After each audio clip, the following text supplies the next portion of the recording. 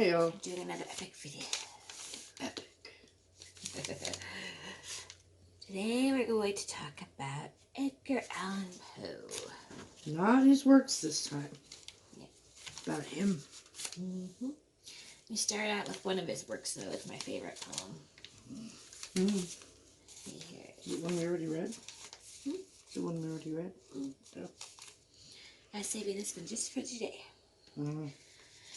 It was many, many a year ago in a kingdom by the sea that a maiden there lived whom you may know by the name of Annabel Lee. And this maiden she lived with no other thought than to love and be loved by me. I was a child and she was a child in the kingdom by the sea, but we loved with a love that was more than love. I am my Annabel Lee, with a love that the wings serfs of heaven coveted her and me.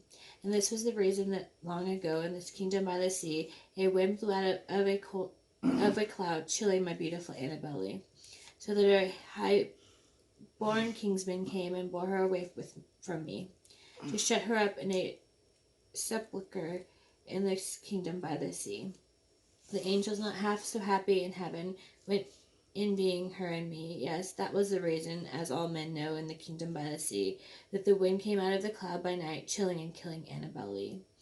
But our love, it was stronger by far than love of those who were older than we, of many far wiser than we.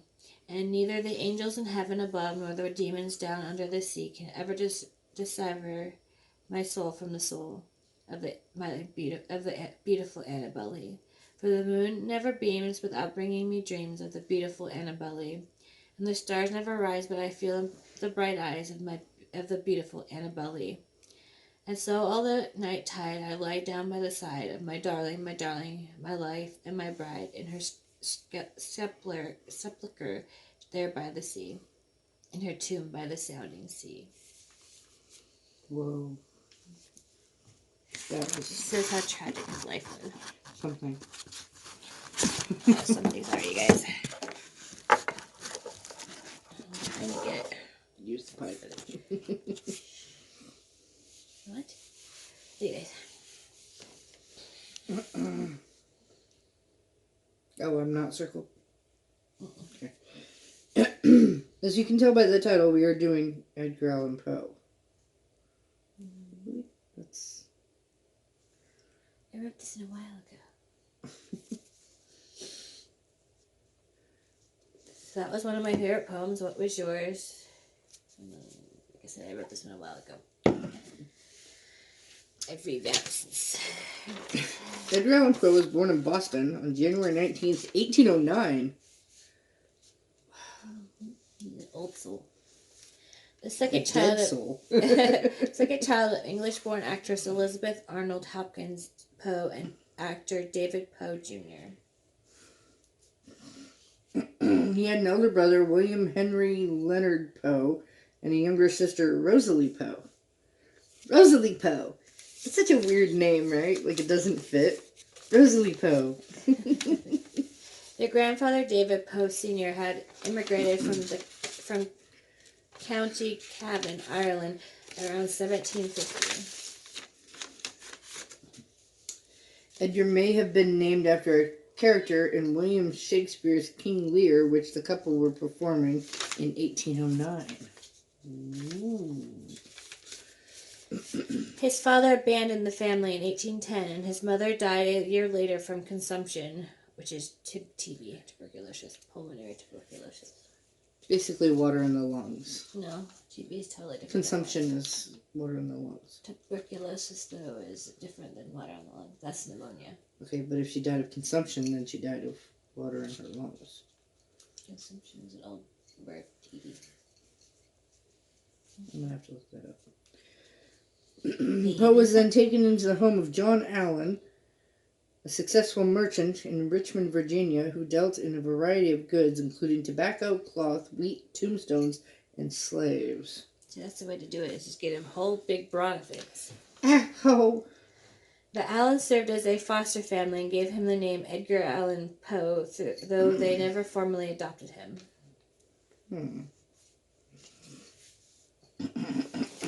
The Allen family had Poe baptized in the Episcopal Church in 1812. He was 3. 3 people. I'm going to baptize you. John Allen alternately spoiled and aggressively disciplined his foster son. Jeez. Family sailed to Britain in 1815, and Poe attended the grammar school for a short period in Irvine, Scotland, where John Allen was born, before rejoining the family in London in 1816. There he studied at a boarding school in Chelsea until summer 1817. You're so thoughtful. He was subsequently entered at the Reverend John Barnaby's Manor House School at Stoke Newington, then a suburb 4 miles north. Oh, in a suburb 4 miles north of London. Or 6 kilometers. As some might say. Joe. Joe. Poe moved with the Allens back to Richmond, Virginia in 1820. Joe. In 1824, he served as a lieutenant of the Richmond Youth Honor Guard as Richmond celebrated the visit of the Marquis de Lafayette. In March 1825, John Allen's uncle and business benefactor, William Gate, died, who was said to be one of the wealthiest men in Richmond, leaving Allen several acres of real estate. That'd be nice. Having a boss that'll give you a bunch of shit. Yeah. You die. The inheritance was estimated at $750,000, equivalent to $17 million in 2018. Jesus. Can I have that? I need to find me a sugar mama. Hey. By summer 1825, Allen celebrated his expensive wealth by purchasing a 2-story brick home named Moldavia, whatever. Stop chewing on cords, shithead. Children. As a cat, not actual children, you guys. I want them to be like, not yet, anyway. Children biting our cords. Poe may have become engaged to Sarah Elmira Royster before he registered at the University of Virginia in February 1826 to study ancient and modern language. Ancient and modern language. The university was in its infancy, established on the ideals of its founder, Thomas Jefferson. It had strict rules against gambling, horses, guns, tobacco, and alcohol, but these rules were generally ignored. Of course, it's college. Right? Nice try, Thomas Jefferson. Jefferson enacted a system of student self-government, allowing students to choose their own studies, make their own arrangements for boarding, and report all wrongdoing to the faculty. The unique system was still in chaos, and there was a high dropout rate.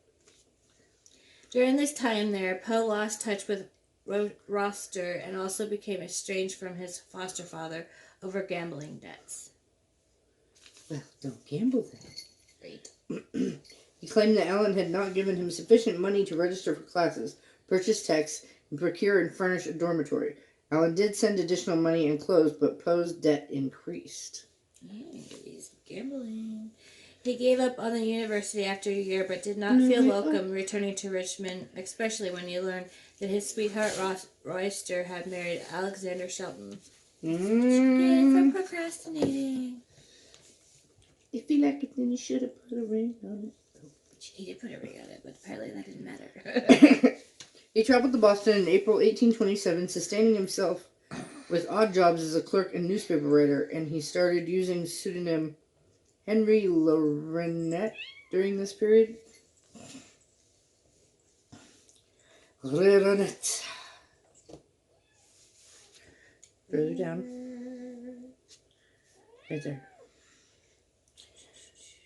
Okay. Poe was unable to support himself, so he enlisted in the United States Army as a private on May 27, 1927, using the name Edgar A. Perry. I wish I could just go and change my name like that. Yeah, no, it's too hard to do that. It's not Edgar Allan Poe. I am now Edgar A. Perry.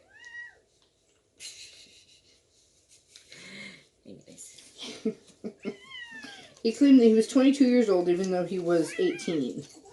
The fact that you could Hey! join it, I think he's trying to clean her, and she is not 14. happy. Sorry. Our cats are fighting. Children. Stop it! You're bothering people. He first served at Fort Independence in Boston Harbor for $5 a month. That same year, he released his first book, a 40-page collection of poetry titled Tamerlane and Other Poems, attributed with the byline by a Bostonian. Only 50 copies were printed, and the book received virtually no attention. See, that's the problem. Artists aren't recognized in our own time. Poe's regiment was posted to Fort Moultrie in Charleston, South Carolina, and traveled by ship on the brig Waltham. On November 8th, 1827, Poe was promoted to artificer, an enlisted tradesman who prepared shells for artillery and had his monthly pay doubled.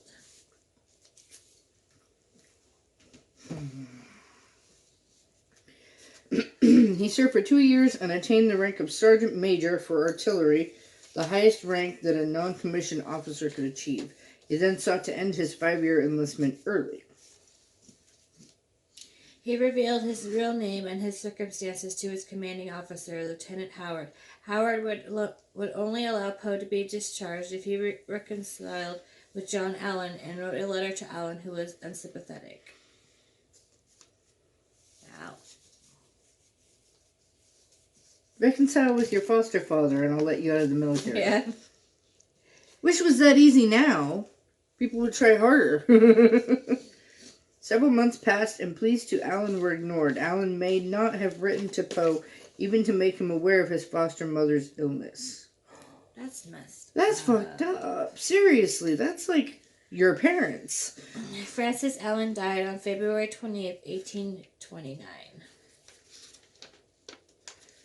After her burial, perhaps softened by his wife's death, John Allen agreed to support Joe's attempt to be discharged in order to receive an appointment to the United States Military Academy at West Point. West Point, that's a big deal. Ow. Poe was finally discharged on April 15th, 1829, after securing a replacement to finish his enlisted term for him. They wouldn't allow that now. What are you doing, pretty girl? Before entering West Point, Poe moved back to Baltimore for a time to stay with his widowed aunt Maria Clem, her daughter Virginia Eliza Clem, Poe's first cousin, his brother Henry, and his invalid grandmother Elizabeth Carnice Poe.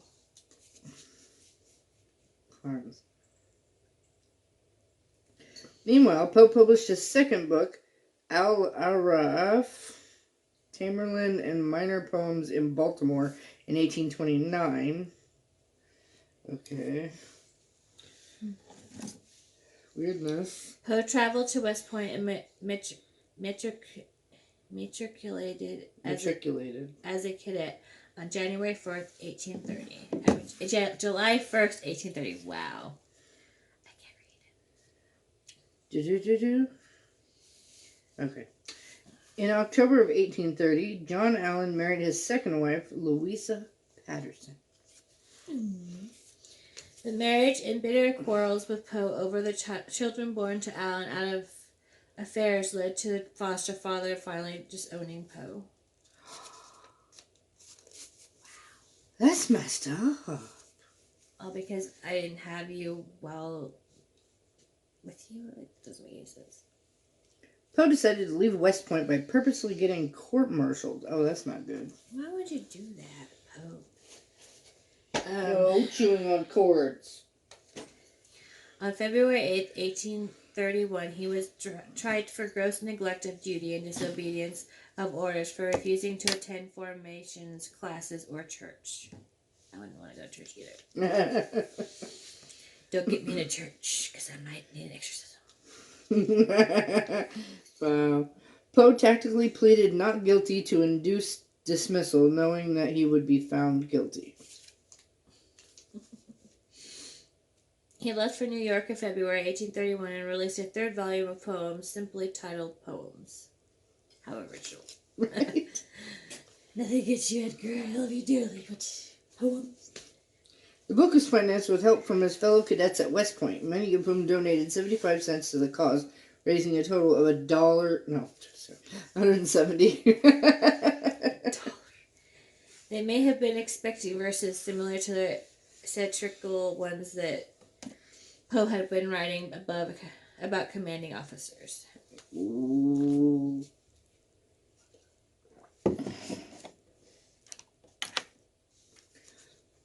Oh, satirical. I was wondering what you said. It was printed by Elam Bliss of New York, labeled as a second edition and including a page saying, "To the U.S. Corps of Cadets, this volume is respectfully dedicated." At least he put a dedication to the people that paid for it. The book once again reprinted the long poems Timurlane and Al Araf, but also 6 previous unpublished poems, including early versions of Chehalan, Ashraful, and The City and the Sea.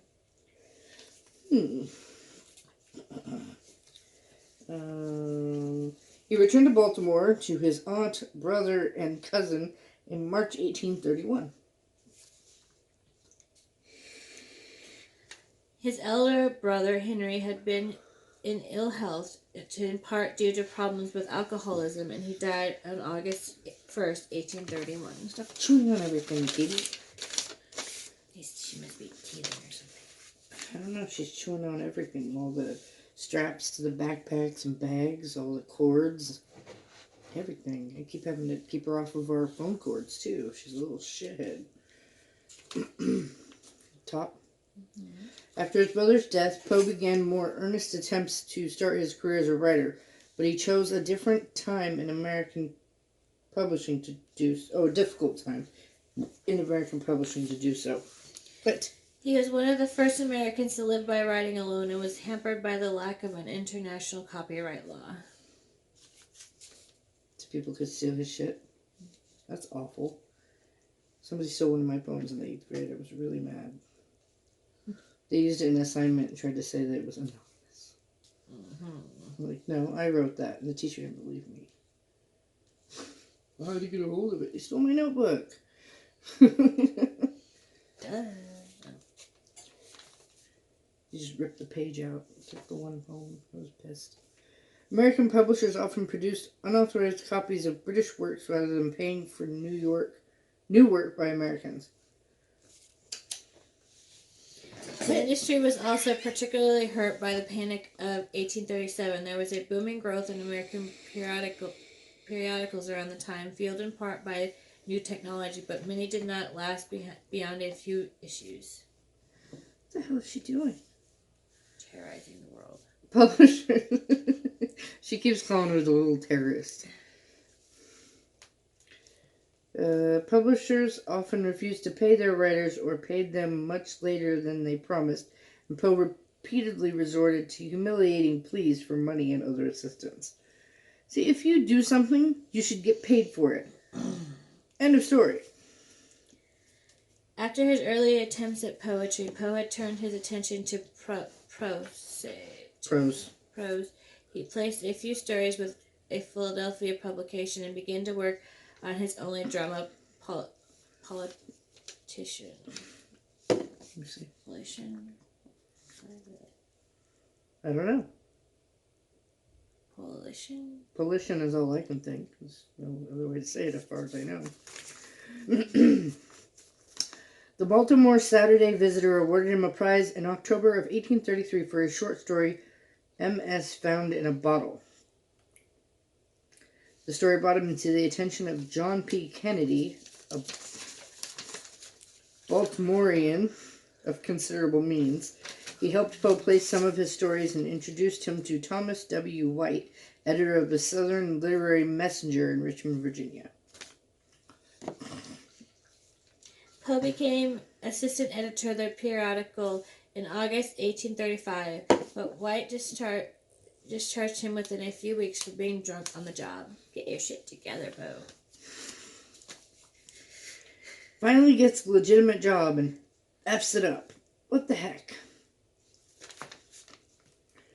Poe returned to Baltimore, where he obtained a license to marry his cousin, Virginia, on September 22nd, 1835, though it is unknown if they were married at that time. What? His first cousin? Ew. I wouldn't even do second cousin. That's just too close. He was 26 and she was 13. That's bullshit. That's pedophilia.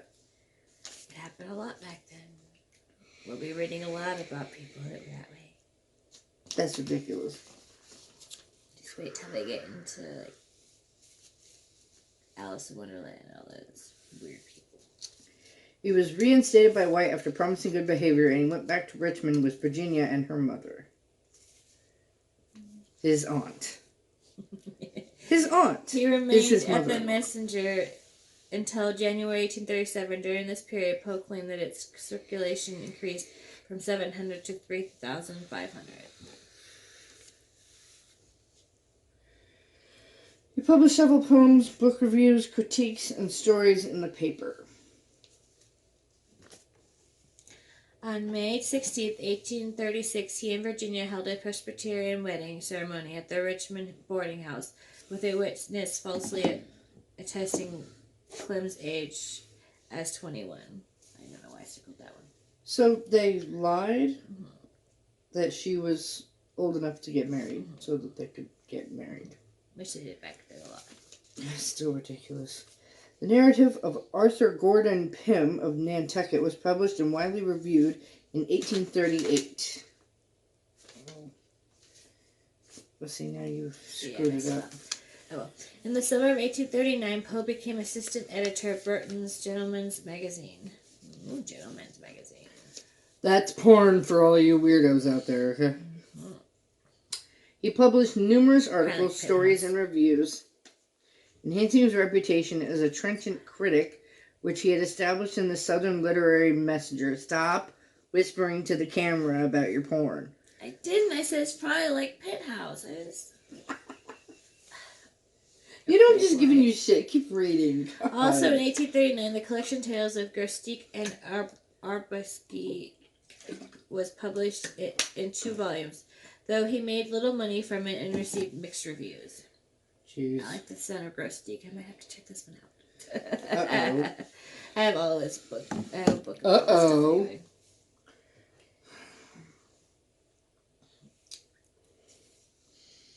Poe left Burton's after about a year and found a position as assistant at Graham's Magazine. I'm not sure what that is. In June 1840, Poe published a prospectus announcing his intention to start his own journal called The Stylus. Although he originally intended to call it The Pen, as it would have been based in Philadelphia.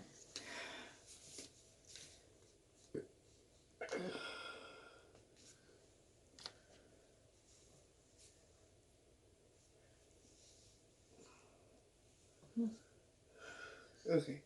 I got confused for a second. He bought advertising space for his prospectus in the June 6, 1840 issue of Philadelphia's Saturday Evening Post, Prospectus of the Pen Magazine, a monthly literary journal to be edited and published in the city of Philadelphia by Edgar A. Poe. The journal was never produced before Poe's death. Oh, the pedophile didn't get his way. Around this time, he attempted to secure a position within the administration of President Tyler, claiming that he was a member of the Wing Party. The what? Wing Party. The Wing Party? Is that the right wing or the left wing? I don't know. He hoped to be appointed to the Custom House in Philadelphia with help from President Tyler's son Robert, acquaintance of Poe's friend Frederick Thomas. Tyler. Is the president last name Tyler? Apparently. Where'd you stop? You're on the first one that doesn't have a thingy. Poe failed to show up for a meeting with Thomas to discuss the appointment, and in mid-September 1842, claiming to have been sick, though Thomas believed that he had been drunk. Probably. Poe and your alcohol. Poe was promised an appointment, but all positions were filled by others. Of course, you snooze, you lose.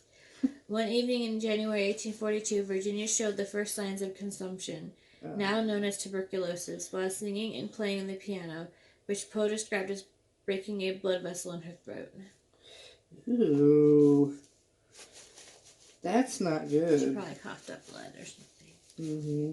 She only partially recovered, and Poe began to drink more heavily under the stress of her illness. In case you didn't know, Virginia is pretty much Annabelle Lee, I believe, is where she got. He left Graham's and attempted to find a new position for a time, angling for a government post. Mm-hmm. You imagine him as president. Mm-hmm. He returned to New York, where he worked briefly at the Evening Mirror before becoming editor of the Broadway Journal and later its owner. There he alienated himself from other writers by publicly accusing Henry Wadsworth Longfellow of plagiarism, though Longfellow never responded. Wadsworth. On January 29th, 19... Let me try that again. On January 29th, 1845, his poem The Raven appeared in the Evening Mirror and became a popular sensation. Which we read, you guys. Godzilla. In the Edgar Allan Poe. In the one we did last week. Mm-hmm. It was concurrently published in the American Review, a wing journal, under the pseudonym Quarles. Quarles? I'm just going to go with Quarles. Godzilla. The Broadway Journal failed in 1846, and Poe moved to a cottage in Fordham, New York, in what is now the Bronx. The Bronx. That home is now known as the Edgar Allan Poe Cottage, relocated to a park near the southeast corner of the Grand Concourse and Kingsbridge Road. You're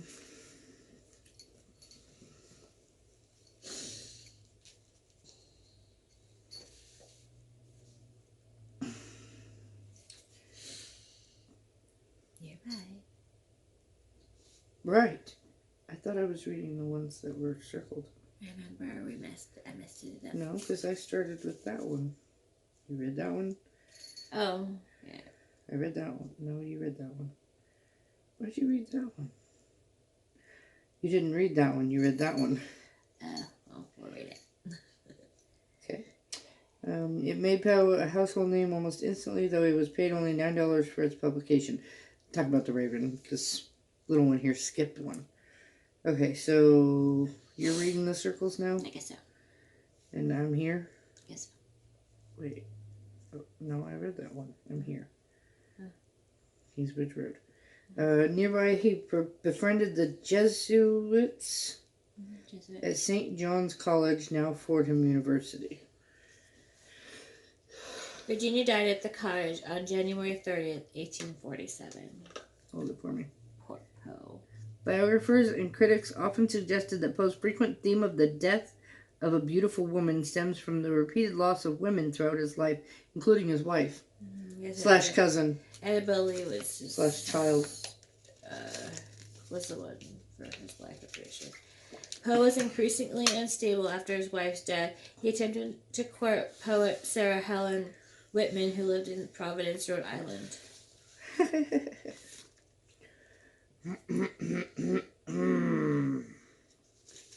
Their engagement failed, purportedly because of Poe's drinking and erratic behavior. How does that not surprise me? There's also strong evidence that Whitman's mother intervened and did much to derail their relationship. Interesting. I don't like when parents get in the middle of... Me either.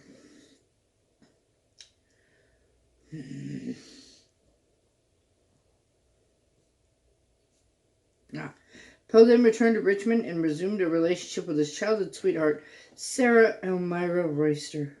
Aww, Are you sure she's not Annabelle Lee? Maybe. No, because it talks about her dying because of the air. And that's what they You're right. On October 3rd, 1849, Poe was found delirious on the streets of Baltimore in great distress and in need of immediate assistance, according to Joseph W. Walker, who found him. He was taken to the Washington Medical College, where he died on Sunday, October 7th, 1849, at 5 in the morning. Of what? A heart attack? Nobody knows. That's part of the mystery. He was not coherent long enough to explain how he came to be in his dire condition, and oddly was wearing clothes that were not his own. Did somebody jack his clothes and then put their clothes on Nobody him? knows. Like, seriously, nobody knows why he died. There's conspiracies about why he died. He is said to have repeatedly called out the name Reynolds on the night before his death, though it is unclear to whom he was referring. Some sources say that Poe's final words were, "Lord, help my poor soul." Oh, that's just All sad. medical records have been lost, including his death certificate. Maybe he's a vampire and he's still alive. That would make so much sense, though. Especially being who he is. Newspapers at the time reported Poe's death as congestion of the brain or cerebral inflammation, common euphemisms for death from disreputable causes such as alcoholism. I mean, he could have died of kidney failure or something. The actual cause of death remains a mystery. Ooh. There's theories. I believe I have. Speculation has included delirium, tremens, heart disease, epilepsy, syphilis. That one makes sense too. Well, if he had swelling in the brain, it makes complete sense. Meningeal inflammation, cholera, and rabies. Oh, that would suck. Rabies is painful. Mm-hmm. One theory dating from 1872 suggests that I can never remember how to say that word. Co-oping? It's that's not what it is, but Cooping? COPING was the cause of Poe's death, a form of electoral fraud in which citizens were forced to vote for a particular candidate, sometimes leading to violence and even murder. So maybe it's cooping. We'll have to look that up. Immediately after Poe's death, his literary rivals Rufus Wilmot Griswold wrote a slanted, high-profile obituary under a pseudonym filled with falsehoods that cast him as a lunatic and a madman, and which described him as a person who walked the streets in madness or melancholy, with lips moving in indistinct curses, or with eyes upturned in passionate prayers. Never for himself, for he felt or professed to feel that he was already damned. I'm surprised they didn't say he was a witch. Yeah. The long obituary appeared in the New York Tribune, signed Ludwig on the... Goodness gracious, dude. It was soon. I'm getting there. It was soon further published throughout the country. The piece began, Edgar Allan Poe is dead. He died in Baltimore the day before yesterday. This announcement will startle many, but few will be grieved by it. Oh, that's fucked up. I mean, truly, that's... Ludwig was soon identified as Griswold, an editor, critic, and anthologist who had borne a grudge against Poe since 1842. Griswold, however, somehow became Poe's literary executor and attempted to destroy his enemy's reputation after his death. Good luck, because he's now a cult classic. Executor, not executor. It's spelled differently.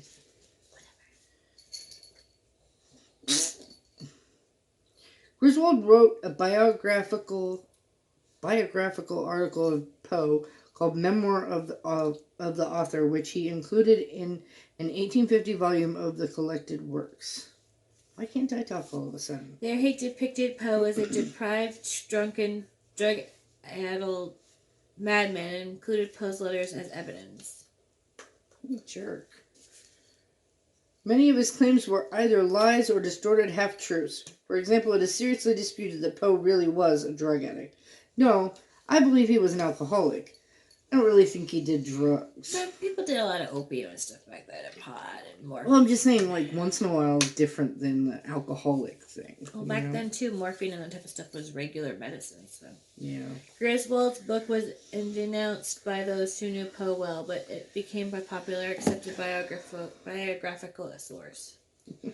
Don't fall for it. This occurred in part because it was the only full biography available and was widely reprinted, and in part because readers thrilled at the thought of reading works by an evil man. Hi there, y'all. Cat knocked the cord. Sorry. Oh, yeah, that's good. I'm done. Shut up. Let's see here. I'm at the top. Oh, yeah. Okay. Letters that Griswold presented as proof were later revealed to be forgeries. You think?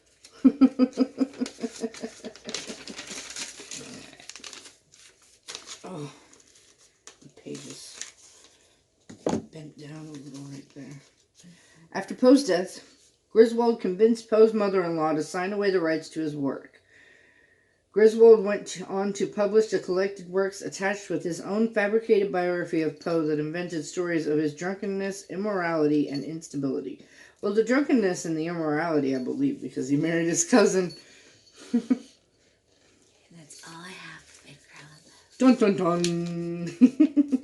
Like and subscribe. What should we do next?